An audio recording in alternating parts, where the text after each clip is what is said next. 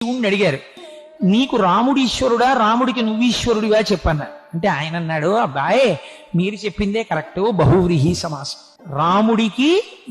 రాముడు నాకు ఈశ్వరుడైనాడు, రాముడే నాకు ఈశ్వరుడు, నేను ఆయన కన్నా చిన్నవాణ్ణి.